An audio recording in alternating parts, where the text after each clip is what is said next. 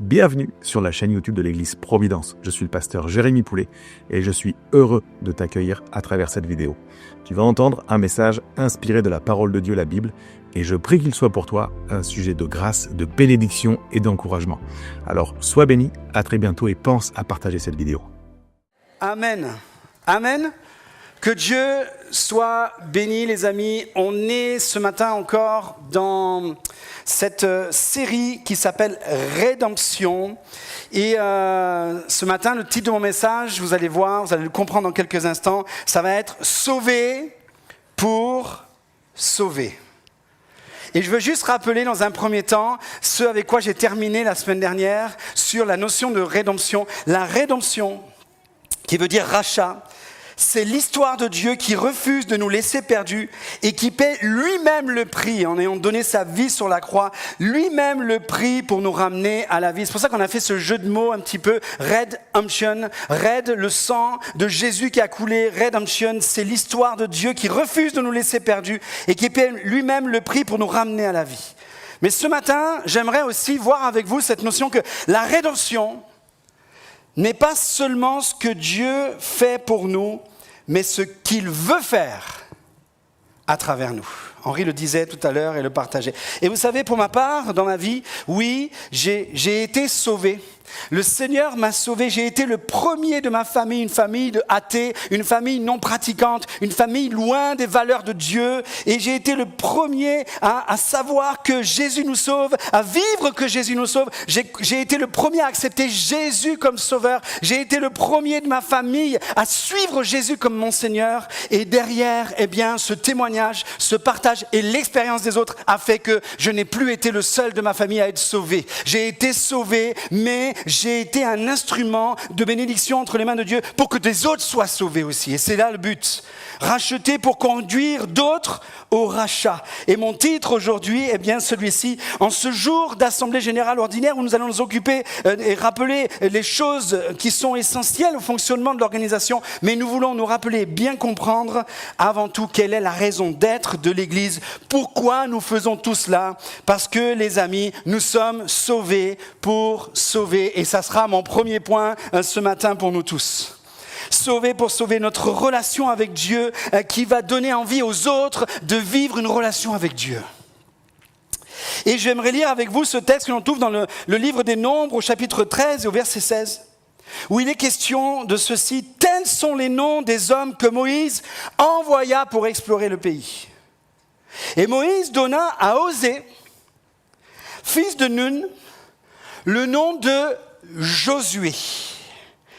Pour ceux qui nous rejoignent ce matin, peut-être pour la première fois ou qui viennent depuis quelque temps, vous ne connaissez pas encore bien la parole, juste vous mettre dans le contexte, Moïse, cet homme dont il est question ici, c'est un libérateur, c'est le libérateur que Dieu a levé, que Dieu a choisi, que Dieu a appelé pour délivrer son peuple de l'Égypte. L'Égypte représentait le pays de l'esclavage, représentait le pays de la servitude, et Égypte même veut dire terre de dépression. Et une fois que Moïse a sorti de la part de Dieu, que Dieu a délivré son peuple de l'Égypte, il avait un but, c'est les conduire. Ce n'est pas une fois sortis de cet état, ça va être de les conduire vers une nouvelle terre. Une nouvelle vie, une vie de liberté, une terre de liberté, une terre d'abondance, pour une vie de relation avec Dieu, pour une vie de consécration et une vie d'obéissance. De l'Égypte, aller vers ce qu'on appelle le pays de la promesse, Canaan. Et pour cela, Moïse, dans ce moment où ils vont rentrer dans cette terre qu'ils vont devoir conquérir, cette terre de liberté, il va envoyer des hommes pour explorer le pays avant de le conquérir. Et parmi ces hommes, 12 en l'occurrence, parmi ces 12 hommes, fut désigné celui que nous connaissons communément, pour ceux qui connaissent la Bible, celui qui porte le nom de Josué. Mais ce passage nous montre que Josué est devenu. Il s'appelait Osée, et il a été appelé Josué. À l'origine, il se nommait Osée. Et regardez un petit peu comme c'est très intéressant. J'aime revenir sur ce genre de détails. Osée veut dire sauver, tandis que Josué veut dire sauveur. de l'origine, de la nature littérale hébreu du mot Josué, c'est Yeshua. Josué en hébreu, c'est Yeshua. Et Yeshua, c'est le nom de Jésus.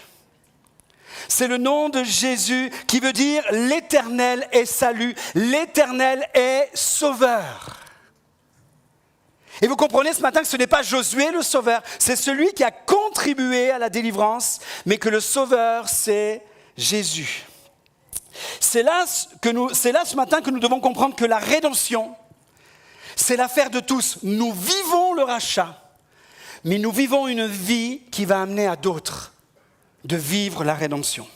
Nous la vivons individuellement, mais une fois rachetés, nous devons travailler au rachat des autres. Vous êtes avec moi ce matin ?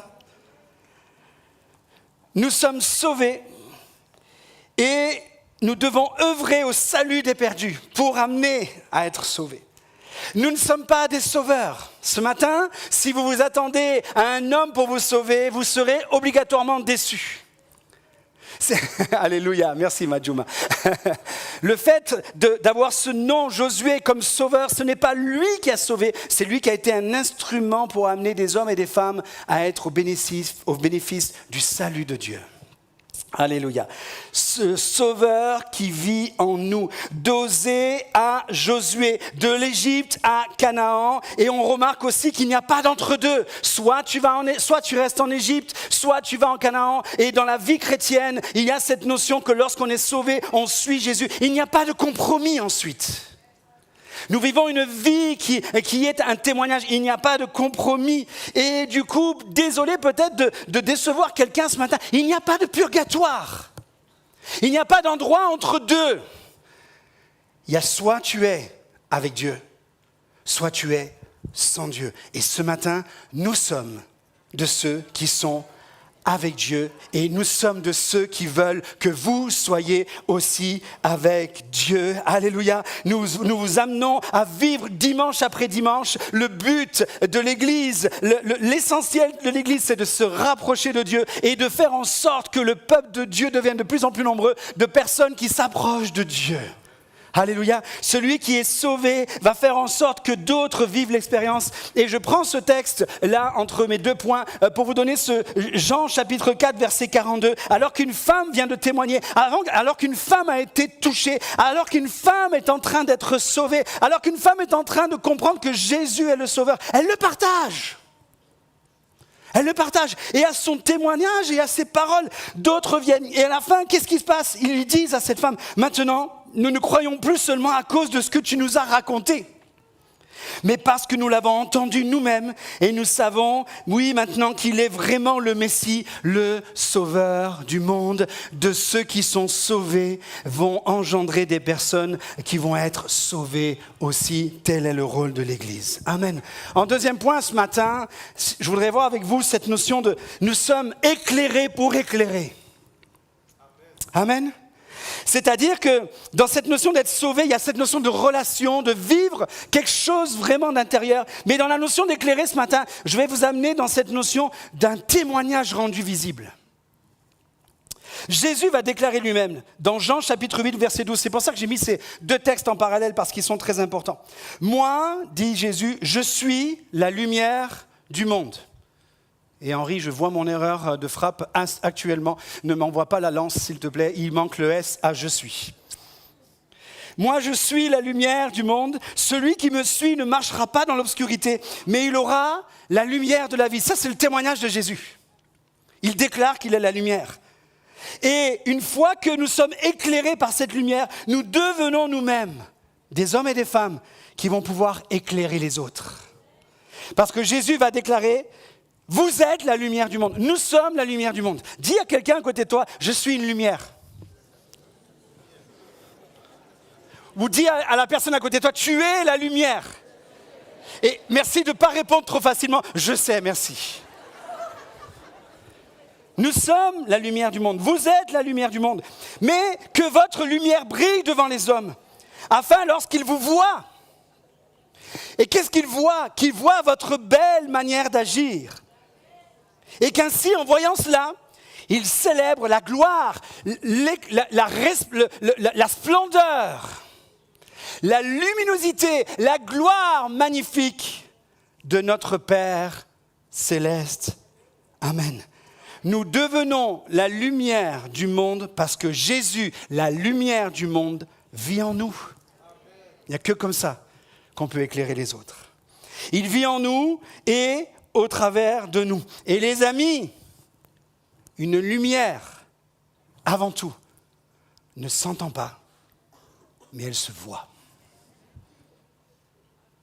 Amen. Nos attitudes, nos actes, nos comportements doivent et sont généralement, parlent plus fort que nos paroles. Parce que la lumière, elle se voit. Il y a dans la vie du chrétien le fait de parler que Jésus nous a sauvés, un témoignage audible.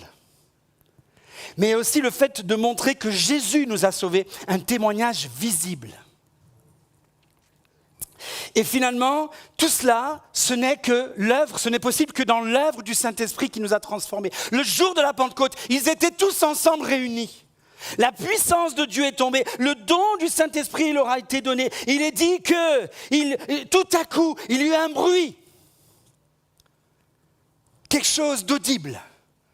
Il y a eu un bruit comme un vent impétueux. Il y a eu quelque chose qui s'est entendu. Mais en même temps, il y a eu là des flammes de feu, des langues comme des flammes de feu leur apparurent. Il y a aussi un signe visible.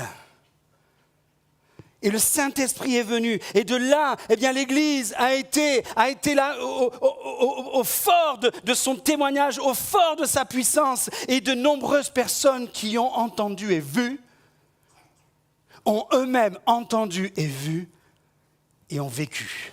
Alléluia. Que Dieu soit béni. Nous devons là briller dans les ténèbres. Nous sommes la lumière. Nous devons briller dans les ténèbres, dirigés dans la nuit. Comme la lune éclaire la nuit par le reflet du soleil. Comme les étoiles ne se voient que la nuit. Il faut attendre les ténèbres pour voir les étoiles. Et lorsque nous voyons les étoiles dans les ténèbres, elles ne sont le reflet que de la clarté. Amen. Et je crois que si à l'époque en plus où c'est écrit, les marins notamment se conduisaient, c'était le guidage des marins notamment, les étoiles, c'était un signe pour être conduit. Je crois qu'aujourd'hui dans notre monde où les ténèbres sont de plus en plus épaisses, nous devons être cette lumière. Nous avons été éclairés. Jésus, la lumière, vit en nous et du coup, nous devenons cette lumière. Alléluia. Et Jésus va déclarer également, dans le même contexte que Matthieu, chapitre 5, verset 14 et verset 15, une ville située dans une montagne ne peut être cachée. De même, on n'allume pas non plus une lampe pour la mettre sous un seau, mais on la met sur son support afin qu'elle éclaire tous ceux qui sont autour. Alléluia. Le support de l'époque, c'était un porte-lampe, une lampe qui était alimentée par de l'huile, mais également qui portait la lumière par une mèche. Et c'était la flamme de la mèche qui éclairait. Les amis, même si les ténèbres sont très épaisses, on peut être cette flamme qui va faire toute la différence. Je me souviens des obsèques de ma belle-sœur, de la sœur de Carla, jeune sœur de Carla, qui est décédée en 36 heures d'un AVC, il y a 3 ans cette année. Et pendant ces obsèques, on était en Corse, avec ma nièce, la fille de ma belle-sœur, sachant que j'étais pasteur, ils m'ont demandé si je voulais bien apporter quelque chose pendant la cérémonie. Les amis, les ténèbres étaient tellement épaisses. Déjà, les ténèbres étaient épaisses par la douleur que nous vivions, par l'épreuve que nous étions en train de vivre, ce deuil soudain, cet arrachement. Les ténèbres étaient épaisses dans ce domaine-là. Mais en plus de ça, quand là tu es pasteur et que tu es sur une terre où les traditions, les coutumes vouent un culte aux morts, et là les gens ne sont pas vraiment disposés. Il y en a dans la colère, il y en a dans là qui sont dans la haine, et qui sont dans la tristesse, qui sont dans la souffrance. Tu apportes un message. Et lorsque j'ai dû apporter ce message, je me suis senti comme une petite flamme. J'avais l'impression que j'apportais une petite flamme au milieu de ténèbres très épaisses, avec un vent impétueux. Et vous savez quelle image je retiens de ce moment-là? J'ai prêché la parole, de circonstances bien entendu. Ce jour-là, tu prêches pas « Repentez-vous, race de vipères ». Sinon, tu vas voir toi ce qu'ils vont te faire, la race de vipères. Ils vont être 2 à t'amener au cimetière. On va être 2 à monter. C'est au moment où le moment il semble le plus dur, le plus compliqué. J'ai amené un message à propos, inspiré par le Saint-Esprit. Et j'avais l'impression d'être une bougie allumée au milieu d'une tempête. Vous savez, quand les enfants, tous les papas et les mamans, là, au 1 an de l'enfant, qu'est-ce que tu fais? Les 3 mois avant l'anniversaire des 1 an, tu apprends à ton enfant à souffler. Parce que tu veux qu'il souffle la bougie des 1 an. Et tu t'aperçois, tu es là, tu te dis, juste un feu, un petit feu bien placé, tu l'apprends à viser. Juste le petit feu, éteins la flamme, éteins la bougie. Il ne faut pas grand-chose pour éteindre la bougie. Et là, quelle fierté, oh, il a soufflé la bougie. J'avais l'impression d'être une bougie au milieu d'une tempête de vent, comme on en a eu la semaine dernière. Par contre, j'avais une certitude au milieu des ténèbres. La bougie ne s'est pas éteinte. La bougie ne s'est pas éteinte parce que la lumière du monde que j'ai transmise à travers moi a fait que ça a pu éclairer quand même au milieu des ténèbres épaisses. Amen. Les amis, la rédemption n'est pas seulement ce que Dieu fait pour nous, mais ce qu'il veut faire au travers de nous. Et je vais terminer avec ce 3e point ce matin. Et voir avec vous dans cette notion, on est béni pour bénir. Sauvé pour sauver, éclairé pour éclairer, béni pour bénir. Genèse chapitre 12, versets 2 et 3. Là, on vient vers un autre personnage. Après Moïse et Josué, on va juste voir un homme, Abraham, qui est spirituellement aussi considéré comme le père de tous les croyants. Parce que le jour de son appel, Dieu lui fait cette promesse. Abraham, tu vas te lever, tu vas partir, tu vas sortir de ton pays. Vous savez, une question encore de sortir d'un endroit pour aller vers un autre. Sauf que là, Dieu lui dit, lève-toi, pars de ton pays vers le pays que je te montrerai. Il va vers l'inconnu. Mais la promesse que Dieu lui donne, cette force que Dieu va lui donner, c'est que, il fera de lui une grande nation et toutes les familles de la terre. Vous comprenez là, par là que Abraham n'a pas été parent de toutes les familles de la terre. Il y avait déjà une promesse spirituelle du temps d'Abraham, où nous bénéficions encore de cette promesse, parce que cet homme a cru, cet homme a obéi, cet homme s'est levé d'un point pour aller vers un autre, là où le Seigneur l'appelait, et Dieu déclare qu'il va faire de lui, et nous sommes à travers cette promesse. Dieu a fait d'Abraham une grande nation, toutes les familles de la terre seront bénies en toi. Et un peu plus tard, dans Genèse 17, au verset 4, il est dit, « Voici quelle est mon alliance avec toi. Tu deviendras le père d'une multitude. »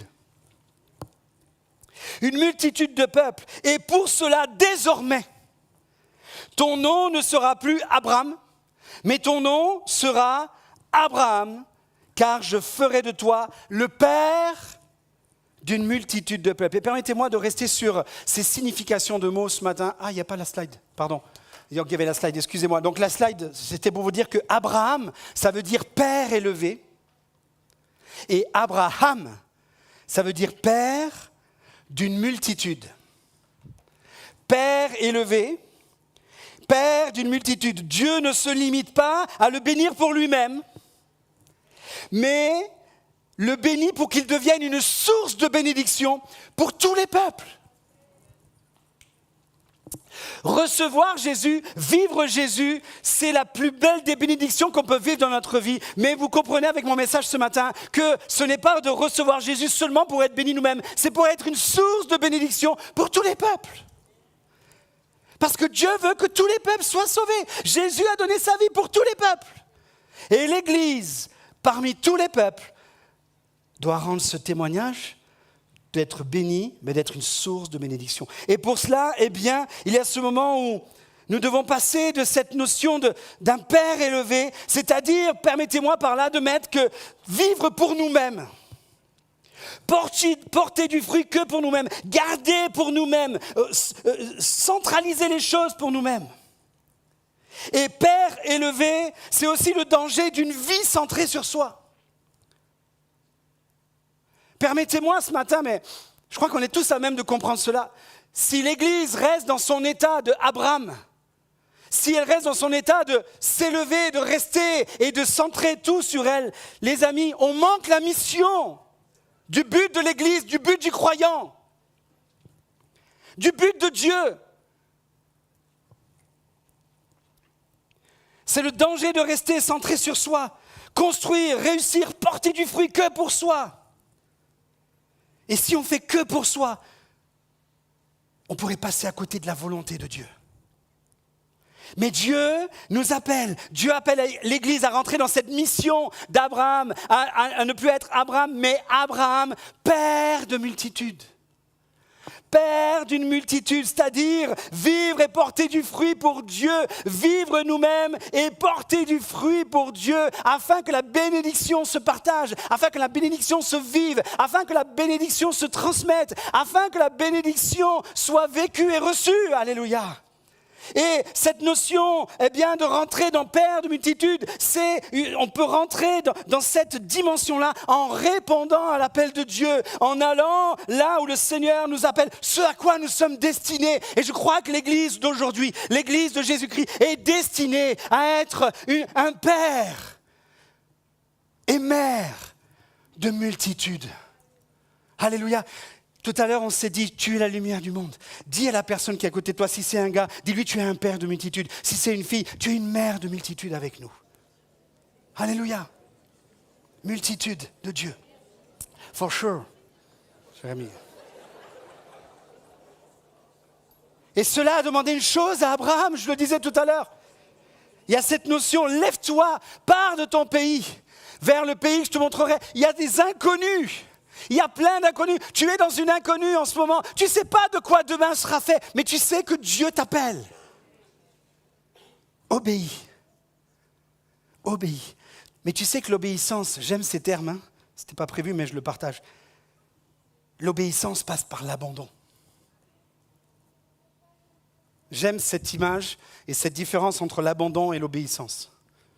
J'aurais pu la mettre en punchline, mais comme elle n'était pas prévue, qu'elle vient maintenant, je vous la sors. L'obéissance, c'est répondre à Dieu, dire oui à Dieu après qu'il ait parlé. L'abandon, c'est répondre oui à Dieu avant qu'il ait parlé. Et Jésus s'est abandonné et a obéi en donnant sa vie avant que nous devenions, avant que nous soyons bénis. Il avait déjà donné sa vie pour nous bénir. Et ce Abraham, à un moment donné, s'est levé. Et pour rentrer aussi dans cette dimension de devenir Abraham, Dieu l'a sorti de sa tente. La tente, l'habitation, hein. Il a sorti, sors de là, Abraham, sors de ton espace clôturé, sors et regarde, parce que si tu restes à l'intérieur, tu ne vas pas voir la réalité. Sors de ta tente, sors dehors, regarde le ciel, compte les étoiles si tu veux, si tu y arrives, sache que les étoiles, la destinée de bénédiction que je vais accomplir à travers toi et par ton obéissance et par le fait que tu t'abandonnes et que tu répondes à l'appel, va être là la multitude. Il faut savoir sortir de sa routine, sortir de son confort, sortir de sa perception, sortir de son endroit étriqué pour regarder. Amen. Amen.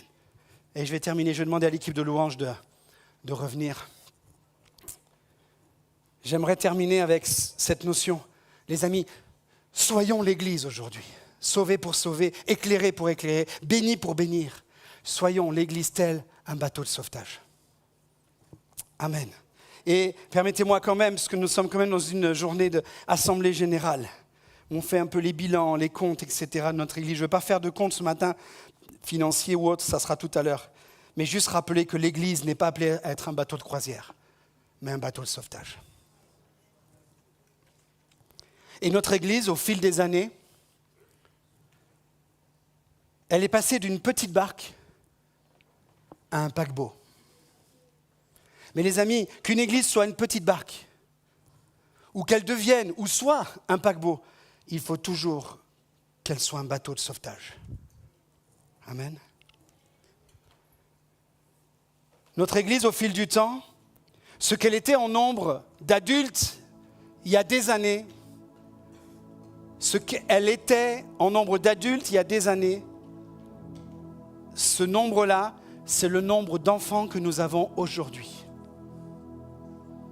Vous comprenez que notre vision va pour les enfants aussi. Nous voulons que les enfants soient bénis. Nous voulons que les enfants soient éclairés. Parce que beaucoup d'enfants dans des foyers, vivent dans des foyers tellement ténébreux.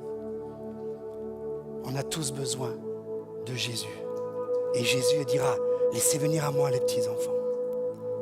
Nous avons fait 43 baptêmes en 2025. Quand on additionne avec l'année 2024, on a fait 70 baptêmes en 2 ans. Et les amis, sur les 200 baptêmes qu'on a fait en 14 ans, ce qui est, merci Seigneur, hein, toute la gloire est à Dieu. Mais tu te dis que les 2 dernières années, c'est presque un tiers de la progression de notre Église sur les 15 ans. On a ouvert Olioul dans l'année 2025. Je croyais que c'était en 2024, mais c'était en 2025. Ça roule tellement bien. Le dernier culte à Olioul, il y a 15 jours, il y avait 110 adultes et 28 enfants. Quand il y a eu les baptêmes dans ce lieu, il y a 15 jours, sur nos 2 célébrations, parce qu'on était obligé d'en faire une le samedi soir et une le dimanche matin, nous avons eu 650 personnes sur les 2 célébrations. Et les amis, devant Dieu, hein, parce que j'espère que j'intercepte aucune lance ce matin, devant Dieu. Je ne donne pas ces chiffres pour impressionner. Je donne ces chiffres pour nous responsabiliser. Nous devons absolument aujourd'hui être impulsés pour continuer la mission. Et cela pour nous responsabiliser afin de nous caler aux facteurs de progression, les amis. Ce facteur de progression nous pousse à devoir nous adapter. Ce facteur de progression nous pousse à nous organiser, à nous réorganiser sans cesse, à toujours nous remettre en question. Pourquoi ? Et surtout nous réorganiser. Pourquoi ? Parce qu'il y a des choses qu'on faisait avant qu'on ne peut absolument plus faire aujourd'hui. Il y a des choses que nous faisons aujourd'hui dans l'organisation qu'il était impensable de penser avant. Mais les amis, toujours dans un seul but, que ce soit une petite barque ou un paquebot, que ça demeure un bateau de sauvetage. Nous voulons essayer de pouvoir répondre à tous les besoins, mais nous sommes obligés à un moment donné de nous concentrer sur les priorités. Et ça, c'est sans parler des besoins qu'on peut entendre, des opinions, des préférences, etc. Vous voyez, il y en a, ils aiment aller à Olioul parce que c'est plus intimiste. On peut comprendre, c'est devenu grand ici. Mais vous avez des personnes qui ne vont pas à Olioul, qui viennent ici parce que justement, c'est moins petit. Et il y a des personnes qui se sentent plus dans leur élément se sentent plus libres, vous voyez ? Il y en a, ils vont dire, on aime bien aller là-bas parce qu'il y a la lumière du jour. Et puis d'autres, ils ne vont pas là-bas, je parle de notre église là. Hein. Il y en a qui ne vont pas aller là-bas justement parce qu'il y a la lumière du jour. Parce qu'ils vont être distraits aux moindres choses. Les amis, comment tu peux caler l'adaptation avec ce qu'on peut ressentir ? Nous sommes obligés de nous caler aux facteurs de progression. Et aujourd'hui, notre facteur de progression, notre concentration, elle va être sur le fait de revoir l'organisation, de pouvoir adapter, répondre aux besoins, de pouvoir nous occuper là des jeunes baptisés, de ceux qui vont se faire baptiser, de voir comment on en fait des disciples accomplis. Parce que c'est ça le but, les amis. C'est pas seulement que le bateau soit plein de personnes, c'est que tous arrivent à bon port, le ciel. Et je crois que dans le facteur de progression, nous avons une responsabilité encore plus grande. Nous devons faire en sorte que tous deviennent des disciples et non pas seulement des croyants. Alléluia. On revoit plein de choses, on en parlera plus tard, mais je vais terminer. On va avoir un temps de prière avant qu'on termine. Il me reste 5 minutes. C'est toi qui vas ranger. Tu vas faire qu'un couplet. Non, je plaisante. Permettez-moi, est-ce qu'on peut fermer nos yeux un instant? Et ce matin, de revoir encore ensemble cette notion de cette rédemption n'est pas seulement ce que Dieu fait pour nous, mais ce qu'il veut faire au travers de nous.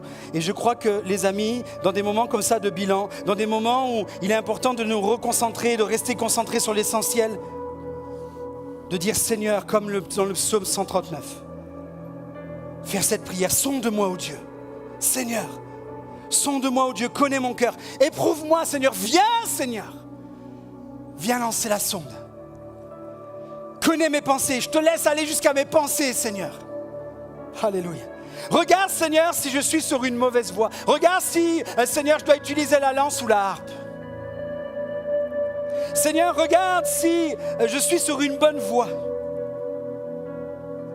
Et pour savoir si je suis sur la bonne voie, ça peut laisser sous-entendre aussi, est-ce que je ne suis pas sur une mauvaise voie?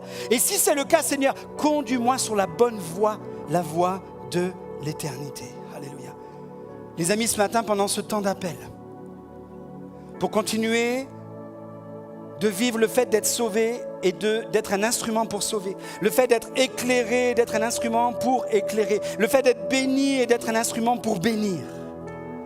Il va être important en cœur à cœur de dire Seigneur, dans quel état est mon âme? Dans quel état est ma vie, Seigneur? Et de là, vous savez quelle question on doit poser à Dieu? Comment vas-tu, Seigneur, toi? C'est bien de savoir les choses, etc., les comptes, les machins, tout ce que tu veux. Mais Seigneur, toi, comment tu vas? Parce que si ce n'est plus moi qui vis, mais Christ qui vit en moi et au travers de moi, Seigneur, comment tu vas? Permettez-moi ce matin, est-ce qu'on peut se poser cette question tous ensemble? Et je me mets en premier, en ligne de mire pour me poser cette question. Seigneur, comment tu vas? Comment vont tes yeux, Seigneur, lorsque tu me regardes vivre? Et je crois qu'il est important, dans la présence de Dieu, de faire le bilan de nos attitudes et de nos comportements. Seigneur, comment vont tes oreilles quand tu m'entends parler? Et d'être sincère avec Dieu. Dire, Seigneur, comment vont tes oreilles lorsque tu m'entends parler? Seigneur, je veux faire le bilan. Je veux faire le check-up de mes paroles. Seigneur, comment vont tes narines quand tu sens ce que je dégage, Seigneur? Est-ce que ce que je dégage, est-ce que tu sens encore l'odeur de Christ? Seigneur, éprouve-moi, sonde-moi, connais mon cœur. Regarde si je suis sur une mauvaise voie et conduis-moi sur la voie de l'éternité. Seigneur, je ne veux pas retourner vers l'Égypte. Je ne veux pas retourner là, être un père élevé. Je veux aller, Seigneur mon Dieu, vers ce pays de la promesse et être ce père de multitudes. Je veux être cette lumière du monde parce que la lumière du monde vit en moi. Alléluia. Seigneur, suis-je autant passionné et donc passionnant? C'est mon désir. Seigneur, suis-je toujours autant convaincu et donc convaincant? Seigneur, suis-je toujours autant bouleversé et donc bouleversant? Seigneur, suis-je toujours autant conquis par toi, par ton Église, par ta parole, par l'adoration, par la prière? Et du coup, Seigneur, si je suis encore conquis par toi, suis-je toujours ce conquérant que tu attends de moi, Seigneur? Seigneur, ce matin, Seigneur, si je suis fatigué, je veux sortir de cet état parce que je ne veux pas être fatigant. Seigneur, si je suis irrité, je veux sortir de cet état parce que je ne veux pas être irritant. Seigneur, si je suis éteint, je veux que tu me rallumes parce que je veux faire partie de ceux qui éclairent, de ceux qui embrasent, Seigneur mon Dieu, plutôt que d'éteindre autour de moi ce qui brûle. Sonde-moi, ô Dieu, connais mon cœur, éprouve-moi et connais mes pensées. Regarde si je suis sur une mauvaise voie et conduis-moi sur la voie de l'éternité. Est-ce qu'on peut chanter ce refrain ensemble en guise de prière? Seigneur, donne-moi un cœur tout entier et complètement dévoué. Fais ce que tu veux, Seigneur. Non pas ce que je veux, mais ce que tu veux, Seigneur. Est-ce qu'on peut prendre ce refrain ensemble comme une prière? Alléluia.